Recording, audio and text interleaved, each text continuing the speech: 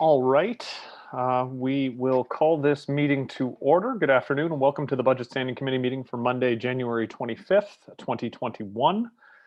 We will begin with a land acknowledgement. We begin this gathering by acknowledging the land on which we gather is the traditional territory of the Haudenosaunee and Anishinaabe peoples, many of whom continue to live and work here today.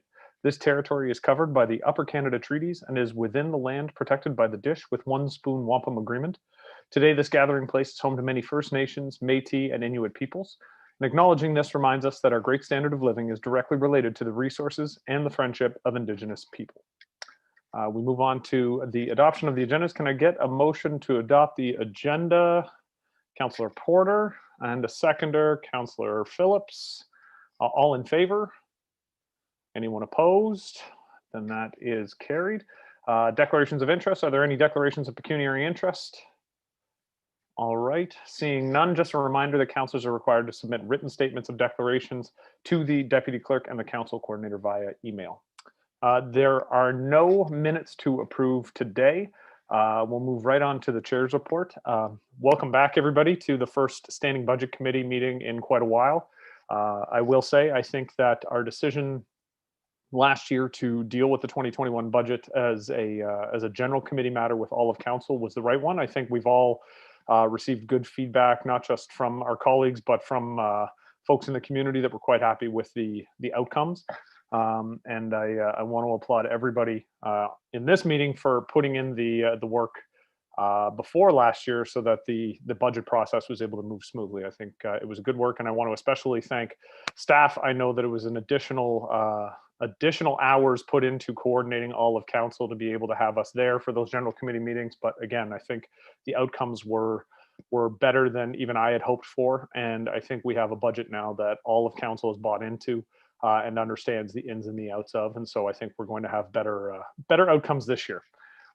Finally, with my chair's report, I just wanted to say thank you to all those who've reached out to offer their condolences on the loss of the Buffalo Bills last night. A number of folks have reached out to just send forward their heartfelt comments, and I appreciate that. It's a tough day, but we're going to keep moving forward. And just so long as Tom Brady loses in the Super Bowl, I think we'll all feel better about life. The mayor's not on the call yet, is he? No, he's a big Tom Brady fan. Oh, he is. Darn it. Okay, well.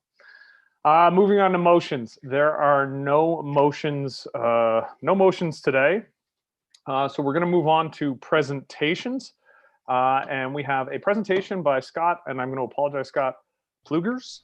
Yeah, that's it. Yeah. I got it on the first shot. Wonderful. I had sent a text message to Miss Douglas asking for clarification, and I messaged her through multiple outlets, and she never got back to me. I think she was hanging me out to dry there. But Scott Plugers, Senior Manager of KPMG with respect to the 2020 audit plan. So I will turn this over to you, Mr. Plugers, and away you go. That's great. Thank you, Councillor Cisco. And I do echo your comments on the Buffalo Bills loss. It's been a tough day. Hard to stay focused at work, that's for sure. So with me this evening, actually, as well, is Carlos Alvarez, so the lead audit engagement partner for the 2020 audit and future years. So if you've had a chance to read the report and when I've come before you in the past, Lois Willette has been the engagement partner for the City of St. Catharines audit, as well as the audit of the boards and commissions. Lois is actually retiring at the end of 2020, so our year end is September. So she's with us for a little bit longer, but I think making that transition year into retirement. So it is important to highlight to you there, and I'll pass it over to Carlos in a minute to make some remarks as well. But it's important that you become familiar with Carlos, understand as he's the lead audit partner, and certainly with the depth of experience and years of experience to support the audit. So Carlos, maybe over to you just for a moment for some few comments. Absolutely. It's looking forward to working with all of you in the upcoming year. I do joke with all my clients that, while Lois will be retiring later in September, she will certainly be on speed dial for some time thereafter. So Scott, Lois, and I have worked together for many, many years. The one benefit that comes out of, call it, a change at the partner level is, a fresh set of eyes. And, Lois and I, we'll have the benefit of working side by side with Scott. And, overall, I got over 20 years of experience, and again, looking forward to working with all of you. Scott is a extremely capable senior manager, so I call Scott a rock star, and so we will continue to provide the great service and the commitment to getting the job done. So maybe we can proceed on the audit plan itself. For the majority of the audit plan, it would be consistent with the prior year. There are some new areas around COVID-19 and on a new audit standard that we can speak to. And if we can maybe turn to the executive summary, which would be page 1 of the presentation, just in the top left-hand corner under COVID-19, as auditors, we will have to address, the impact of COVID-19, both on your operations, your internal controls. We will have to respond to these risks in our audit file. We did have a great, healthy and robust conversation with your management team about what the expectations are, but no doubt COVID will have an impact on our audit and our approach. I don't think it'll be a significant impact, but certainly something that we will have to work through in terms of process. Audit materiality, certainly we don't audit, 100% of the transactions, and the materiality threshold, would be in large part consistent with the prior year. Maybe moving along to the next slide. There is a lot of text on page 2 and page 3. Again, we are not going to go through this in a huge amount of detail, with the understanding that this document would have been pre-circulated. But this just, hopefully gives a little bit of flavor in terms of some of the topics that we will address, as we go forward in the audit as it pertains to COVID-19. Some of these may not be relevant for this specific audit, but nonetheless, just items that we need to consider. But certainly the biggest impact would be, are there any impacts on your internal control environment? Are you doing anything different virtually as compared to, what would have been done pre-COVID? And that is the one area that we will spend the majority of our time on. Okay, moving along. I'll turn it over to Scott to go through some of the scoping items. Sure, thanks, Carlos. And consistent with prior year, as the city's financial statements at the top are consolidated, so we do have to consider the components where we perform the work. Now, of course, within the guidance of the Municipal Act and the ways that the structure is for the city, we do perform an audit of each of the entities, as you can see listed on the slide here. So that does provide us some benefit, as both Carlos and myself do oversee all of the audits that make up the consolidated set of financial statements for the city. What you'll see at the bottom there, it's new in 2020, is the Performing Arts Center. So this is new in the sense that there's now a formally established and separate board outside of the city's kind of core financial operations. So we will now group those in and perform a separate financial statement audit on Performing Arts Center as well as part of our 2020 year-end audit. Okay. On to page 5, if we can. Thanks, Rebecca. So these two risks, again, consistent with prior year, both the fraud risk from revenue recognition and fraud risk from management override of controls. Again, nothing new. We haven't identified any increased or heightened risks, if you will, but just important to reiterate to you each and every year that we have rebutted the fraud risk from revenue recognition, which under professional and Canadian auditing standards, we are allowed to rebut that risk if we feel the risk is not present. That doesn't mean we don't address that in our audit. We just don't believe that there is a significant risk from fraud resulting from fraudulent revenue recognition. Sorry. Certainly, if there's any findings to report on these risks in either case, we will report those back as part of our audit findings report. And then pages 6 and 7. Certainly not all encompassing of where we spend our time, but some of the more significant areas of audit focus, whether it be due to just the size of transactions, such as government grants and user fees, albeit certainly I don't want to say unique year, but a challenging year for many municipalities in the area of user fees, but an area we certainly have to continue to look at. And then on page 7, areas of estimation, so post-employment benefit liability, as well as landfills or contaminated sites And then, of course, operating expenditures and the most significant expense outside of capital infrastructure being your payroll expenses as well. So if there are any significant findings to report in those areas, we will certainly highlight those to you as part of our findings report. Okay. So materiality, I won't read off all of the numbers there to you, but again, very consistent with prior year.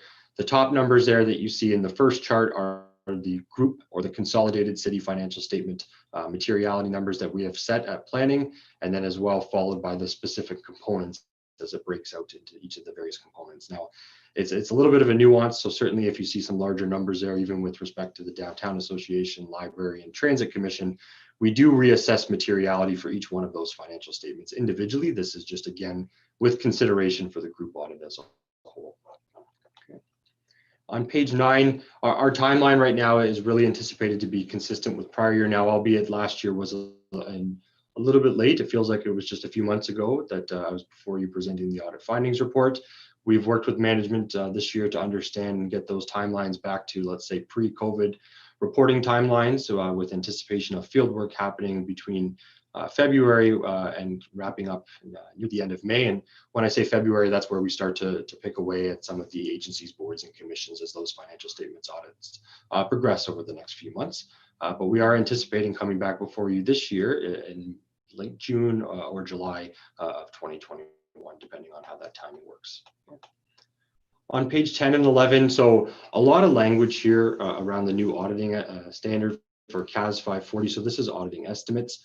Hopefully you've had a chance to read it. Really, this isn't anything new for us as auditors, but a global approach. And again, this isn't firm specific either. This is for the profession as a whole, given the complexities of estimates in financial statements across the board. So whether you're public sector entities like municipalities, or whether you're public companies, on Bay Street in Toronto, this is really no different. This standard will affect each and every entity in a different way. So we have begun to discuss this with management. Some of the preliminary requirements and additional, I apologize, that's my trigger that I'm not moving, so I'm standing too still when my office light goes out from time to time here. But certainly we will work through this. We're not anticipating any major changes. There's no changes in the way that the estimates are what they are in the financial statements. What it requires us to do is get a little bit more granular in terms of some of the assumptions, the methods, and the models that the municipality applies. Now, we are leveraging the number of municipalities we do across both Southwestern Ontario and the province as well, which will certainly help bring a lot of good insights into the work that we have to do over auditing estimates. And then the remainder of our report is really consistent with what you would have seen in the prior year. Again, nothing too new to highlight, though I will direct your attention, if we can, Rebecca, if that's okay, to page 18 or Appendix 4. And it is important from our view just to continue to highlight current developments as they come, especially by way of accounting standards that may have an impact on management's time, the level of implementation and what's required to adopt accounting standards as they change under public sector accounting standards. Now, one of the very few benefits, if any, to come from COVID is that the Public Sector Accounting Board has agreed to defer what I'll call kind of 2 key standards that were coming down the pipeline by 1 year. So the first being asset retirement obligations that you can see there, and then on the next page being revenue. We do continue to have regular discussions with management, not so much over the past several months, but again, we'll certainly pick those back up into 2021 as this standard becomes a bit closer to implementation. There will be a pretty significant amount of work on your management team, and not just in the finance department, but across the municipality. So important that you have that information there, that you're aware of the changes that are coming as it gets closer to those dates. We'll certainly engage in those discussions in a little bit more detail. But other than that, that is our audit planning report for the December 31st, 2020 year end. If there's any questions from council or Carlos, if you have anything else you'd like to add, that would be great. We'll just pause for questions. For sure. All right. Opening it up to any questions from the Budget Standing Committee.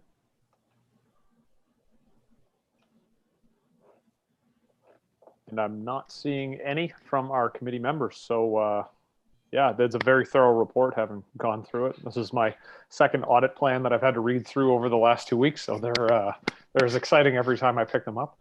But sincerely appreciate the presentation today. Is there anything you want to add before we move on? No? Nope. Excellent. All right then. Thank you very much, gentlemen, for coming in and making the presentation today. Can I have a motion from a Councillor Littleton, to receive the presentation? All those in favor? Opposed? That is carried. Thank you very much, gentlemen, for the presentation. Yep. Thanks, everyone. All right, moving on to item 9, motion to move reports on consent. There has been no notification of anything to be moved off of consent. So we have a motion that the Budget Standing Committee approve the consent agenda. And can I get a motion, Councillor Phillips? All right, all those in favor, or sorry, I guess I have to look to the clerk to read out the consent agenda. Today's consent agenda includes item 10.1, legal and clerk services, continuation of the budget engagement task force. Councillor Phillips? Yes. Councillor Porter? Yes. Councillor Littleton? Yes. Councillor Dodge? Yes. Mayor Sensick? Yes. Councillor Cisco? Yes. And that's carried. All right, so moving on to item 11 on the agenda, the discussion items. We have the financial management services, the water and wastewater budget for 2021. So I'll call upon Mr. Martuccio, the Director of Engineering, Facilities and Environmental Services, Mr. Smith, the Director of Municipal Works, Ms. Chen, the Manager of Budgets and Procurement, to present the 2021 water and wastewater budget. And I turn it over to you fine folks.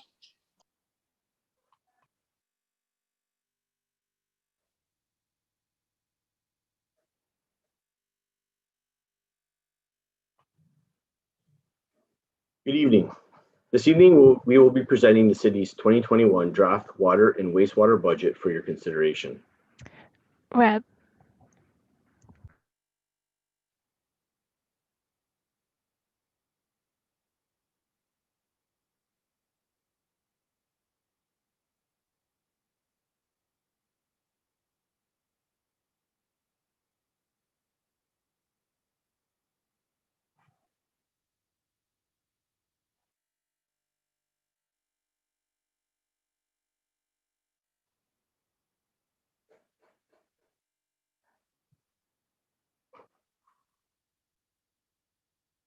Well, bear with me for a second, folks.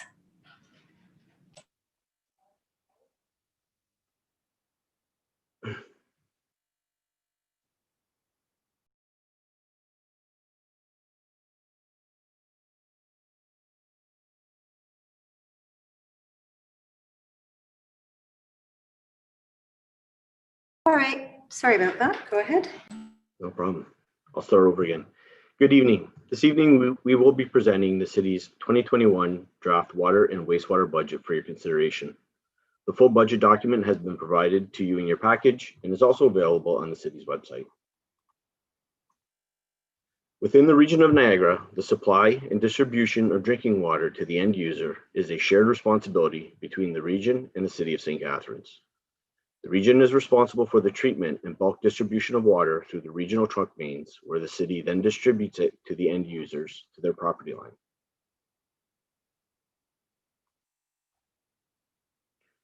The responsibility for wastewater is similar to that of water, except in reverse, where the city takes wastewater at the property line and delivers it to the regional trunk sewer, where it is then delivered for treatment to the wastewater treatment plant before being released back into the environment.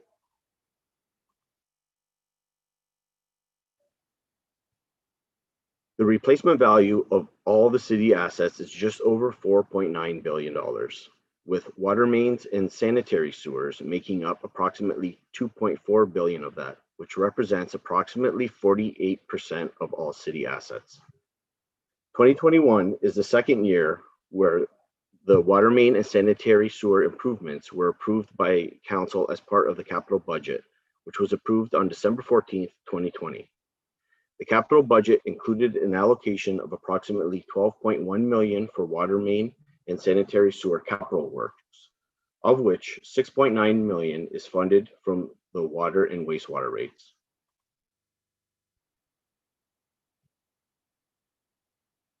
Next slide. It is well documented that the cost of construction has been steadily increasing over the last few years. That is especially true when it comes to the cost of constructing underground services. On this chart, you will see that between 2008 and 2014, the cost per meter of pipe installed was in the range of $400 to $800. Today, those costs have escalated to the range of $1,100 to $1,600 per meter.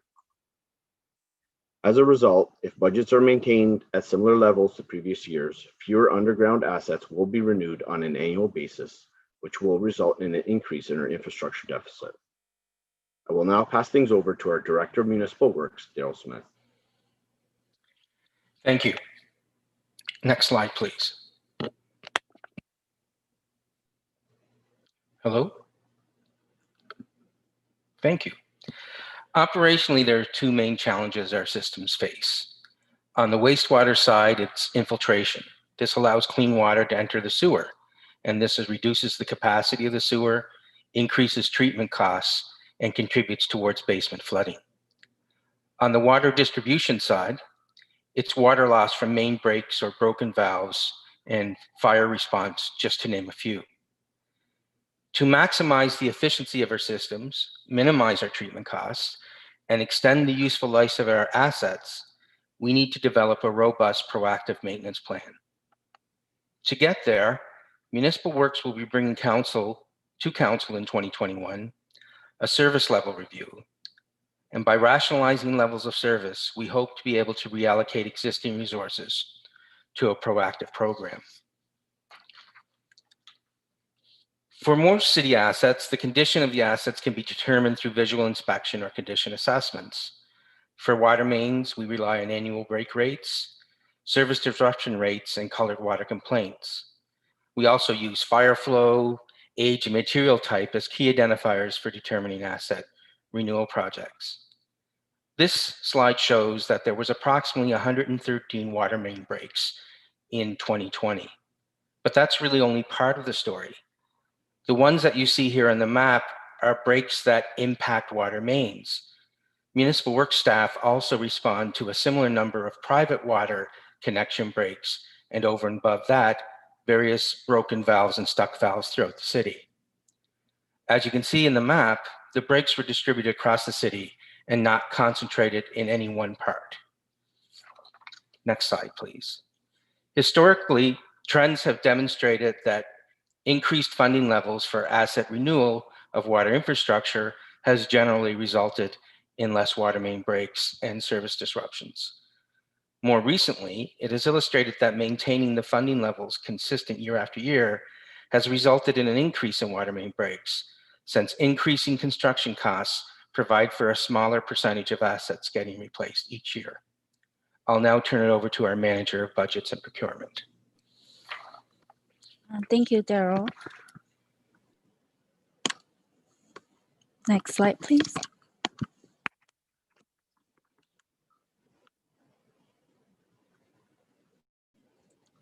In 2019, both the City Council and Niagara Regional Council approved their 10-year water and wastewater financial plans as required under the Safe Drinking Water Act. In order to mitigate the immediate fiscal impact of COVID-19, the city has reduced its planned investments in the water, sanitary sewer, and pollution control projects for the 2021 budget and the 2022 to 2025 forecast. This approach is consistent with the mitigation measures implemented in the city's 2021 tax levy operating budget. The Niagara region is also deviating from their 10-year financial plan in 2021. They are deferring the request for a 5.15 annual increase by 1 year and committed to resume the 5.15% increase in 2022. Next slide, please. Summarized in this slide are the 2021 water and wastewater expenditures. As shown in the slide, the total expenditures for the wastewater budget are greater than the water budget, and this is largely due to the regional cost. Regional costs are 49% of the water expenditure budget, 75% of the wastewater expenditure budget, and 63% of the combined water and wastewater expenditure budget. Budget details are found in the report and associated appendices. Next slide, please. City staff regularly analyze the actual volume of the water purchases based on the 3 separate seasons of the year. This graph on the screen shows the average monthly purchases during each of these seasons in the past 20 years. All of the 3 lines generally show declining consumption over the time period except for the summer of 2016, 2018, and 2020 in the recent years. The most volatile line of the 3 is the blue one, which represents the summer months of June through September. A decline was experienced in 2019. The 2020 year saw a year of increase due to the extremely hot and dry summer. The summer consumption is still higher than the other seasons. The winter and shoulder seasons show consumption patterns that move consistently together with the trend we see in recent years. Reviewing these trends, staff are of the opinion that city water purchases will be approximately 15 million cubic meters in 2021, which is in line with the past 3 and 5-year averages, and is slightly higher than the 2020 actual amount of 14.6 million cubic meters. Next slide, please. Switching to consumption by customer type, there was a sharp decline around 2008 in consumption of both the residential and industrial, commercial, and institutional ICI sectors, with residential being slightly lower. In more recent years, we see the lead consumption sector changing. For 2018, the ICI and residential sector were almost equal. Then 2019 had a very wet spring, and therefore both sector consumptions declined from the prior year. With the COVID-19 pandemic and lots of residents staying at home, in 2020, we experienced an increase in residential consumption, while the consumption in the ICI sector continues to decline. Next slide. So how is all of this impacting the water and wastewater rates for 2021? The city's current water and wastewater rate structure is a combination of fixed and volumetric charges. The fixed portion is calculated to recover the cost of the water main and sewer replacement program budgets. The remainder of the cost are recovered through the volumetric portion. The water portion of the bill will increase by $3.40, and the wastewater will increase by $12.74. In 2021, the average residential customer will pay an annual amount of $889.83 for an increase of 1.85%, or an annual increase of $16.14 for an average household based on the usage of 170 cubic meters. The rate increase will take effect on March 1st, 2021. Based on the region's 2021 water and wastewater budget increases, the city's proposed increase for 2021 is consistent. Next slide, please. Looking at the 2021 water and wastewater rates in a different way, residents can purchase a case of water for $2 from the store. With the proposed 2021 water and wastewater rates, for the same amount of money, residents can not only drink the same amount of water, but also they can take a shower, do a load of laundry, do a load of dishes, and bathe their children. So how would you rather spend your money? Next slide. Looking now at how the city's 2021 average water bill measures up with our municipal comparators. The rates displayed on the screen are the most current rates, including the 2021 approved rates if they're available. As you can see, St. Catharines' proposed 2021 rate is below the average of all the municipal comparators of $926 per year. Next slide, please. Switching to how the city's water and wastewater bills compare across our region. Again, the most current rates are displayed and with both years shown for the city of St. Catharines, being 2020 and 2021. Rates have been steadily increasing in the majority of the municipalities in the region for the last number of years. If we look at the green bar towards the bottom of the chart, with the recommended rates for 2021, St. Catherine ratepayers on average pay less than other municipalities in our region, except for Town of Pelham and City of Niagara Falls. Next slide. When we compare the city's water and wastewater costs to other household expenses, the 2021 water and wastewater rates are one of the lowest household expenses in comparison to other utility and household costs. Next slide. The city is continuously looking at ways to improve our services provided to customers. There have been some significant improvements made to the water and wastewater billing process since Q3 2014, when the automated meter reading project started. In Q1 2020, the e-billing was launched, and the city was planning to complete all the AMR installation in Q2 2020, which has been paused due to the COVID-19 pandemic. In 2021, staff are looking to implement the bi-monthly water billing process. Currently, our water is billed every 4 months. There are a number of benefits to the bi-monthly billing, such as allowing customers to adjust their water usage habits if they feel they're using too much water, allowing customers to detect any leaks in their household plumbing sooner, and to provide consistency to assist monthly home budgets for our customers and residents, as they will see less fluctuation on their water bills, especially after heavy usage periods.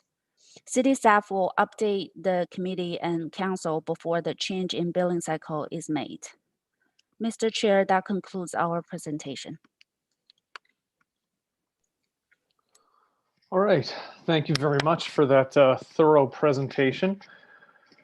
Can I have a mover, first of all, of the staff recommendation, just so we can have it on Councillor Littleton, and a seconder, Councillor Phillips? Excellent. Do we have any questions of staff? Any questions, comments, concerns?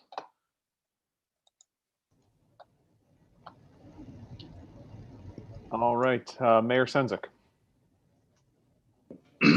Sorry, just a quick one through the chair. A great presentation and well done as always when it comes to providing in an easy to understand way. The question that I think councillors get a lot, and I know my office gets a lot of these questions, is the monthly billing potential for water bills. So when you look at everything else when it comes to utility, from your gas to your electricity, your visa bills, just things that come in on a monthly basis, I especially get a lot of questions from seniors who are saying, I get it, we're moving from quarterly. So question is, when are we going to be fully moved from at least quarterly to every 2 months? We need a date on that one.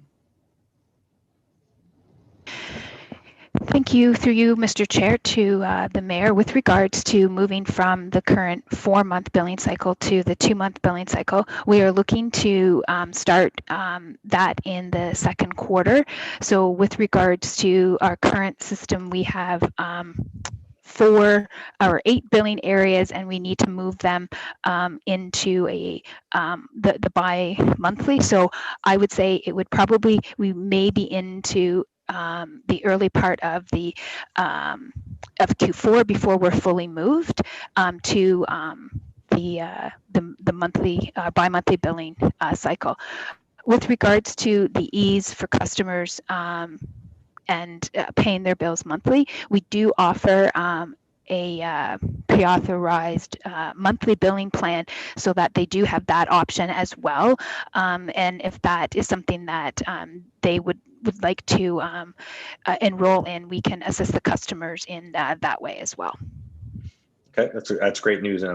Maybe share that with council at a future date, just as a sort of outline what councillors can share with those who are looking to create a more regular cash flow on a monthly basis. I know for a lot of people who are retired, that monthly cash flow is really important to know where they are. So maybe we can help them out there. And then we're not going to monthly because is it I guess without speculating, what would be the reason why we wouldn't go to monthly? Just the amount would be too low, or the cost is too high in terms of processing every month a water bill?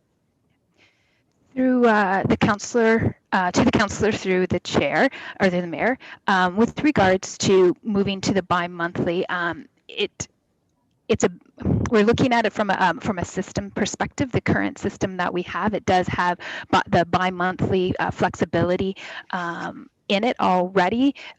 So we were looking to move that. It's also about the logistics from the administration billing side of it. So about collapsing those 8 billing cycles down into 4 billing cycles, because right now we bill every 2 weeks. So which means when we move to the bi-monthly billing, we would be billing every week. And to move right to the monthly billing, I'm not optimistic that we would be able to do that well. And therefore, I think that can be a future state. But I think getting to the every 2-month billing, I think would be reasonable at this time from a billing logistics standpoint. Okay, makes sense to me. And the only other point that I'd like to sort of get some clarity on is for those who rent properly. I know we do get calls for landlords who own properties, and the inability for tenants at times to pay their bills before they move out and stuff. Will going to the bi-monthly reduce the exposure potentially for those who have decided that they weren't going to pay their bill and sort of leave the landowner with the tab kind of thing? Because I do get those complaints as well, and I don't know how we can change the system on that. Yeah. Through the chair to the mayor, with regards to the landlord and tenant relationships, I would estimate or hypothesize that moving to the billing every 2 months would have some benefit to the landlord-tenant relationship, because the bill would be received more frequently. So if the tenant were to leave prior to the end of their term, there's more likelihood that there would be a bill received, as opposed to trying to collect one that maybe it could be it could be 5 months in the current cycle before that bill is received. So I would say that definitely there would be some improvement. All those would be good in a Q&A or a fact, some kind of fact sheet that we can all get, and even for Citizens First as well, to have that information on hand. Thank you. Well done. All right. Thank you, Mr. Mayor. Councilor Littleton. Oh, okay, great. I just wanted to ask, it was an excellent presentation, and I think it clarifies everything for people who might be watching. I have a question though about, we talk about usage, and that usage has gone down, and we seem to think that it's kind of plateaued. So what does that mean long-term for the system? Because we still have to pay for it to be kept up to standards. What are the long-term ramifications of that?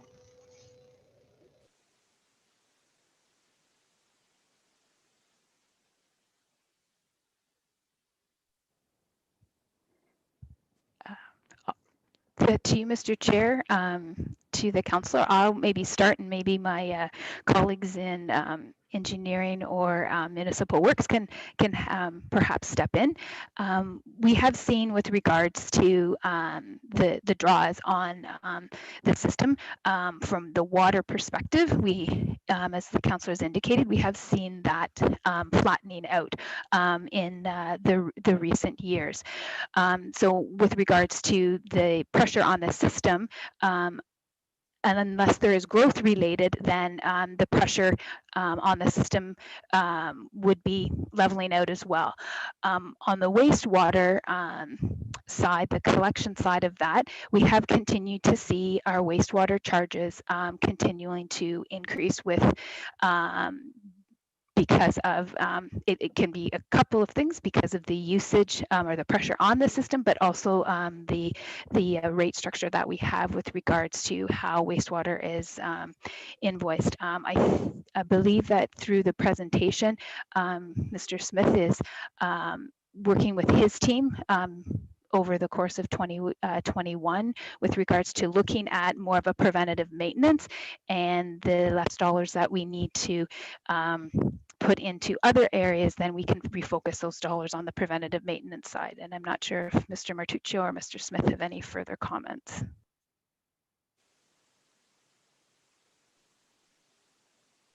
No, the only other, through you, Mr. Budget Chair, the only other topic I'd like to touch on is that we've also seen more energy efficient or more efficient systems implemented in a lot of their structures, which also helps or is showing some plateauing in the use of water.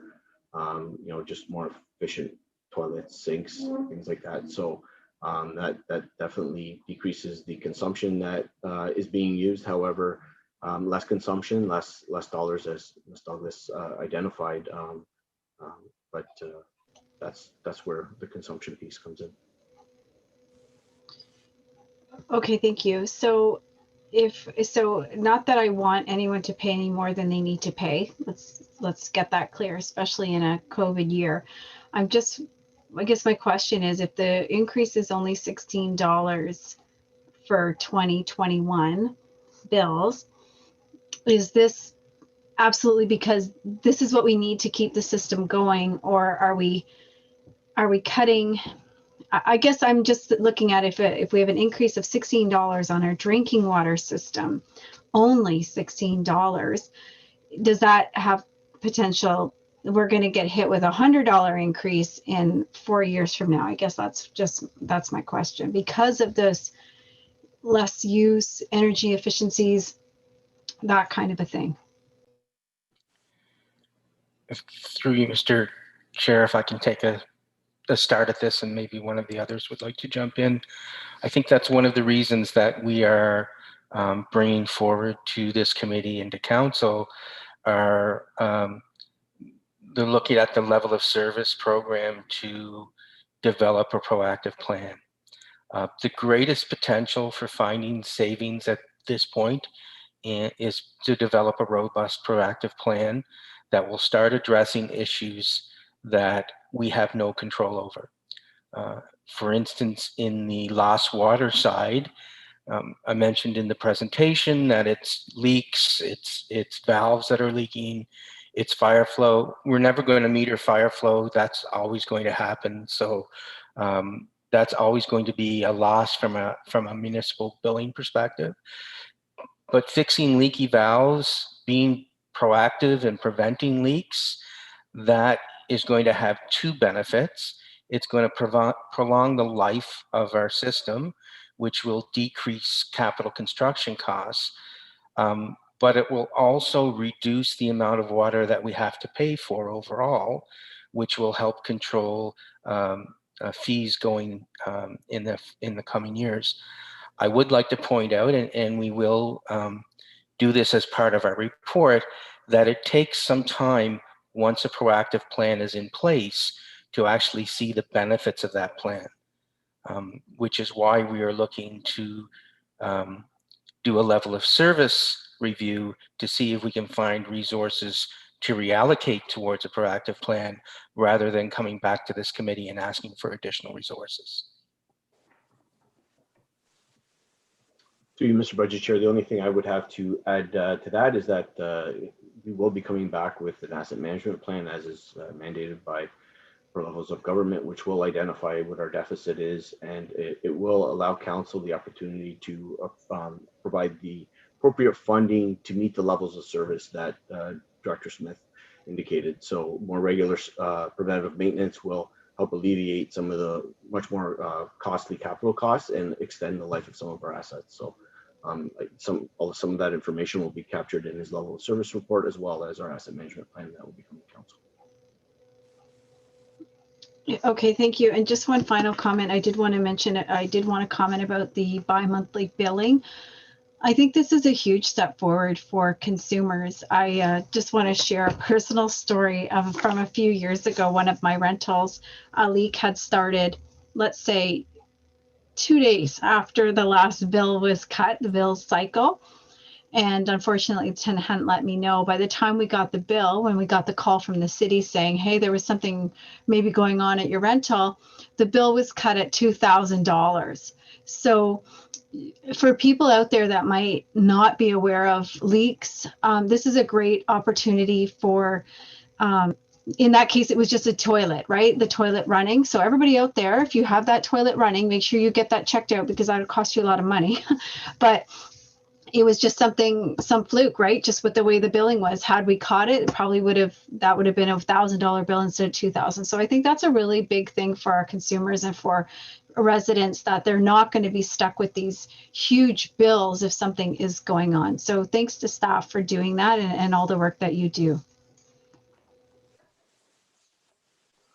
All right, Councillor Porter. Thank you, Mr. Chair. Through you to senior staff, I just want to get some clarification.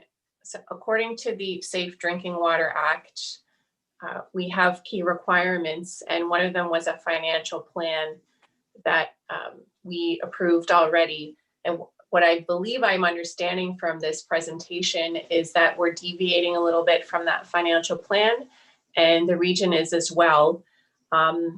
My question is that in fact correct? And it's leaving me uneasy. And what assurances can the staff provide that we're still going to meet all the requirements under the Safe Drinking Water Act going forward? And I guess beyond that, the Director of Municipal Works is tasked with finding efficiencies. I'm concerned that his staff were put onto a bunch of other important projects for COVID recovery in the past summer, and I wonder what impact this could have if we have problems with the beaches again this year. Was last year a predictor of what could happen? What kind of efficiencies could we reasonably expect to find in the department? Through you, Mr. Chair, with respect to the reallocation of staff due to COVID, when it comes to water and wastewater, we have a base service level that meets all the requirements of the drinking water quality management system. Every single requirement is met, and we regularly exceed those requirements in our audits that are completed by the ministry every year. With respect to the proactive maintenance plan, that is the next step. That's over and above the minimum requirements of the drinking quality. With respect to reallocation of staff specifically, everything that staff does in the utility section, which takes care of water and wastewater, is not completely related to maintaining the water and sewer systems. As an example, staff install new laterals for new construction, which is a service we offer, but is not required to be offered by the municipality under any provincial legislation. There's reasons why we ended up there, and that's one of the things we're going to review in the level of service. The other thing that impacted the transfer of staff last year, as you may recall, is that we did not hire students or casual employees. At this point, we are still planning to move forward with our recruiting that was approved through the budget. So we don't anticipate that there would be the same need to take employees from other sections and put them into areas that we put them into last summer. Now, of course, we are still reacting to the COVID emergency, and we still, need to be flexible in our approach, which we will continue to do. But we don't anticipate that there will be an impact from a quality perspective in any way, shape, or form on either our drinking water system, or our sanitary sewer system. Thank you very much. I have an additional question. So with the financial plan that we've approved, it's a long plan. If things change in the municipality quite drastically, what mechanisms do we have in place to review this plan or to change it, or how does staff go about that? Through you, Mr. Chair, to the councillor, with regards to the financial plan under the Safe Drinking Water Act that was approved by council in 2019. So similar to how the Niagara region approached, the city looked at the impact of COVID in a similar way with regards to looking at the impact that COVID had on our operations. And as part of the capital budget, we reduced some of the capital dollars that were being spent. And that were directly coming from the rate, and we did do some replacement with debt dollars.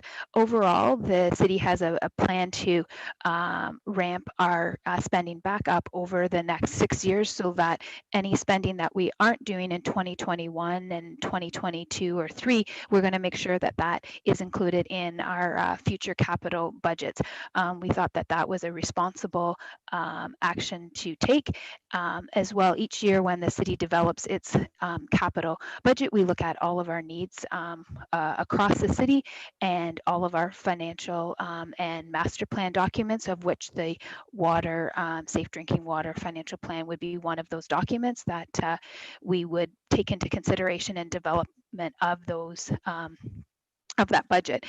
Finally, Mr. Martuccio had indicated the city's asset management plan. So under the Ontario regulation, we have our core asset management plan due this July. So we'll be coming forward with council, and what staff is expecting is that will allow us to adjust where our infrastructure deficit number is sitting, and allow us to plan in alignment with what that asset management information tells us. Okay, thank you very much. I don't have any further questions, Mr. Chair. Thank you, Councillor Porter. Councillor Phillips.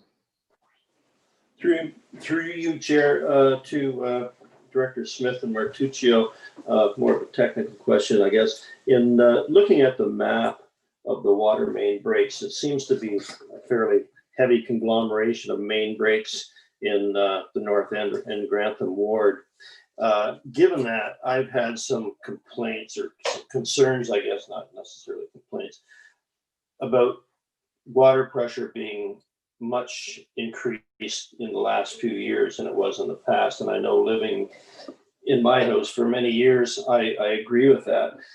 Would that have any implication as to, excuse me, as to water main breaks, that we have a higher, I don't know about the rest of the city, but in our area for sure, would that have any implication as to the number of water main breaks that is happening? I know in my neighborhood, it seems like we're getting 1 or 2 water main breaks a year, just in an area of a couple of blocks.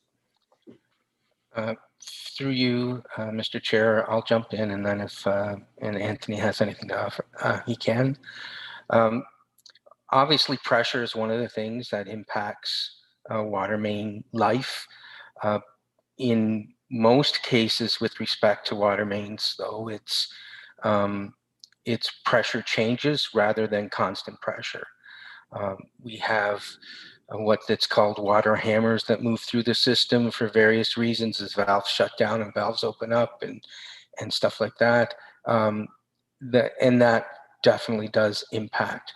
However, the far greater factor in water main breaks is the water main material and the age of the pipe. The pipes that are in the ground now, our pressures are well within the norms for those pipes. It is definitely the older pipes and the material that is causing the issue.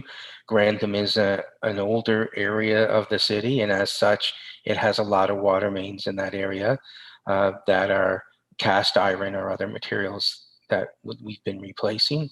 I know through Anthony's group, they've done a lot of projects for water main replacements, but we still have a lot to catch up on. I do like the backdrop of Sunset Beach, by the way. It shows everybody what sunny Grantham's all about. That's good. All right. Thank you, And, Councillor Phillips. that's fine. I appreciate that, but and also I think maybe higher water pressure could mean more water being used. The harder it's coming out of a tap, the more you're going to use. So I don't know if we can reduce the water pressure or not, or if you have a way of gauging it as to whether it's any higher than the rest of the city. But I have had some concerns raised. Thank you, Chair. All right. Thank you, Councillor Phillips. Are there any other questions or comments with respect to the water and wastewater budget? Seeing none, I'm going to ask the Deputy Clerk to put the motion up on the screen. So this is a motion to refer the 2021 water and wastewater budget and associated rates to Council for a public meeting scheduled for February 22nd. And that the 2021 water and wastewater rates are effective for billing periods ending on or after March 1st, 2021. That was moved by Councillor Littleton, and then I believe seconded by, we'll go with Councillor Porter because she put her hand up and that's what I saw. So if there are no more comments or concerns, I will look to the clerk to call the roll. Councillor Littleton, Yes. Councillor Phillips, Yes. Councillor Porter, Yes. Councillor Dodge, Yes. Mayor Senzik, Yes. Chair Cisco, Yes. and that's carried. All right, moving on to item 12. There is no in camera, so there is no item 13, the motion arising from in camera. With respect to report requests, no notice of report request has been submitted. Are there any report requests to come forward at this time? So I am not seeing any hands going up, so we'll move to item 15. Can I have a motion to adjourn? Councillor Dodge, all in favor? All opposed? Carried unanimously. Enjoy yourselves and